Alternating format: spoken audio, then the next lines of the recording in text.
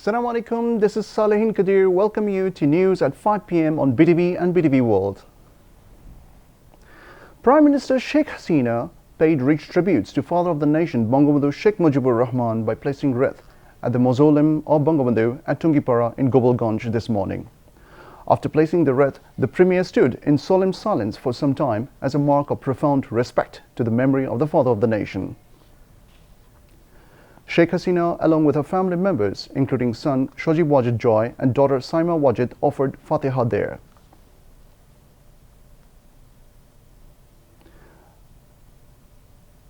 The Prime Minister also joined a special munajat seeking eternal peace of the departed souls of the Bangabandhu and his family members who were brutally assassinated on the Black Night of 15th of August 1975. Prayers were also offered seeking divine blessings for good health and long life of Sheikh Hasina and the family members, as well as continued peace, progress and prosperity of the country. Earlier, the Prime Minister, along with her family members, reached Tungipara of Gopalganj via Podda Bridge in her first tour to her ancestral house by road after the Podda Bridge was opened to traffic.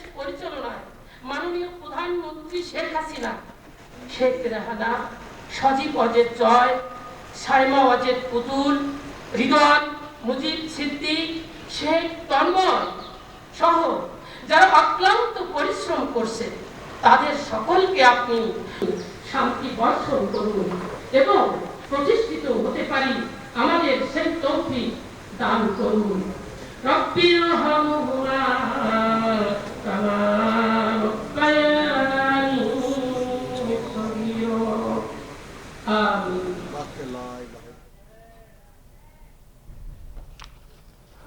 Railway stations including Kamalpur in Dhaka are experiencing a huge pressure on the fourth day of advance ticket sale on the occasions of Eid al-Azha.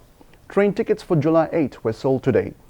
BTV's reporter from the spot says all the ticket counters were seen overcrowded with ticket aspirants since the night. People were seen happy and delighted when they got the desired tickets. However, there are allegations that many of passengers were not getting the much expected tickets despite waiting for hours in lines. There are scopes to buy tickets online, but most of the passengers also fail to manage the tickets online due to heavy pressure of ticket seekers. Meanwhile, members of law enforcing agencies as well as railway authorities have been working round the clock to ensure discipline at the stations. Leaders and activists of Bangladesh Awami League and its associate organizations have paid last tribute to freedom fighter and member of Awami League Advisory Council Mukul Ghosh. They paid homage to Mukul Ghosh by placing floral wreaths in front of Awami League Central Office at Bangabandhu Avenue today. Awami League General Secretary Obaidul Qadir received the body of Mukul Ghosh. He paid rich tribute to the great hero of the Liberation War on behalf of Prime Minister Sheikh Hasina. Awami League Central leaders also paid homage on behalf of the party. Dhaka District Administration gave guard of honor to freedom fighter Mukul Ghosh.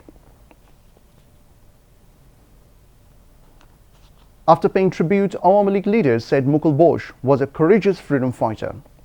He brought out protest procession after the assassination of Bangabandhu and his family on August 15, 1975. Dhaka City North and South Awami League, Juba League, Shesha League, Chhatra League, Krishak League, Shramik League also paid homage to Mukul Ghosh. Besides, various social and professional organizations including Bangabandhu Sanskrit Jot also paid tribute to freedom fighter Mukul Ghosh.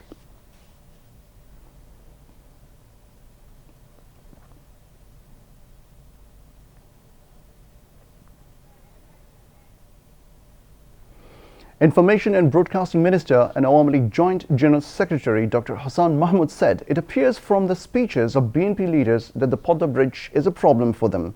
He said this while replying to the queries from journalists at a function at the Press Information Department today on the occasion of launching a book titled Mujib Borsho Bangabandhu. BNP নেতাদের বক্তব্যে মনে হচ্ছে পদ্মা সেতু তাদের গলার কাটা হয়ে গেছে। সারা দেশের মানুষ যেভাবে পুলকিত, উল্লসিত, গর্বিত, কিন্তু বিএনপি ঠিক সমপরিমাণ লজ্জিত এবং সমপরিমাণ তাদের এটা গলার একটা বড় কাটা হয়ে গেছে বলে তাদের বক্তব্যে মনে হচ্ছে। পদ্মা সেতু উদ্বোধনী অনুষ্ঠানে মূল অনুষ্ঠানে শুধুমাত্র ৩,০০০ মানুষকেই আমন্ত্রণ জানানো হয়েছিল।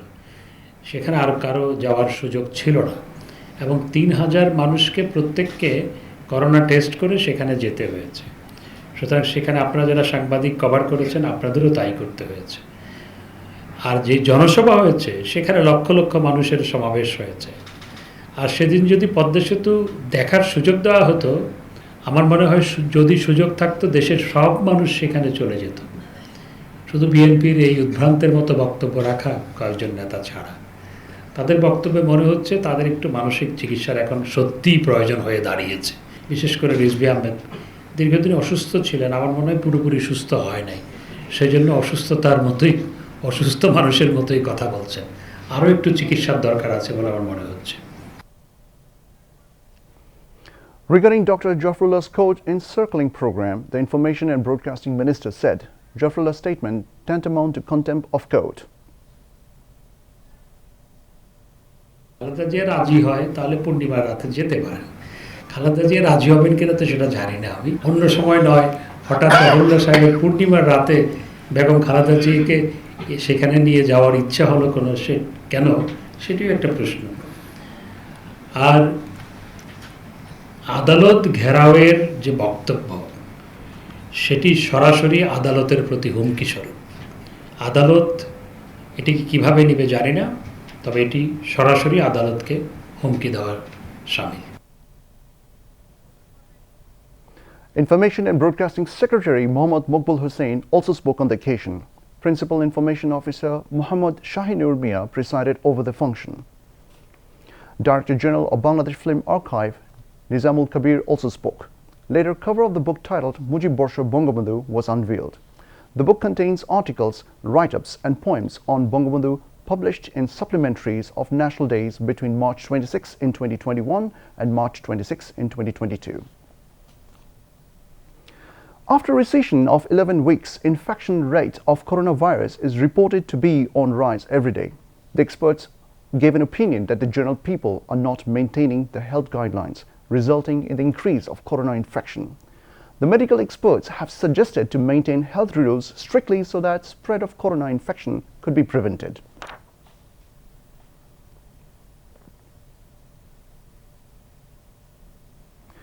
The overall flood situation in the country has improved further. BTV's correspondent from districts reports the flood situations in Sylhet, Shanamganj, Hobbyganj and Molvi Bazaar improved as the water of all the rivers including Shurma, Kushiara and Kalni have receded to a great extent. As many as 140 medical teams from the District Health Division and the Army are providing Medicare services in the flood-affected areas. 5 crore taka have already been sanctioned from the Prime Minister's Relief Fund to repair houses in the flood-affected areas. Adequate relief goods are being distributed by the government and private organizations including Awami League, Army, Police, BGB and Coast Guard among the affected people. Environment, Forest and Climate Change Minister Muhammad Shahabuddin distributed relief materials at remote areas of Baralekha of Molvi Bazaar. In Jamalpur, waters of Jamuna, Old Brahmaputra, Jinai and Zinzira Ram rivers are reducing trend. But the flood situation in Bogora and Tangail have deteriorated due to increase in water level of Jamuna, Bengali, Karatoa, Ichamoti and Dalashwari rivers. In Shirajganj, as many as 39 unions are still under knee-deep water due to flash floods. In Faridpur, 3 unions of Shadar Upazila have newly inundated due to increase of water level in Podda, Modamoti, Ariel Khan and Kumar rivers. Local Awami League leaders and activists in coordination with the government machineries are continuing relief operations to mitigate sufferings of the helpless people in the flood-affected areas across the country. Now international news. A gunman has killed 3 people and injured another 4 at a shopping mall in Denmark's capital, Copenhagen. Police said the suspected shooter, 22, had mental health issues and there is no indication of a terror motive. Prime Minister Mette Frederiksen said Denmark had suffered a cruel attack. The deadly shopping mall attack took place as Denmark celebrated hosting the first 3 stages of the Tour de France for the first time.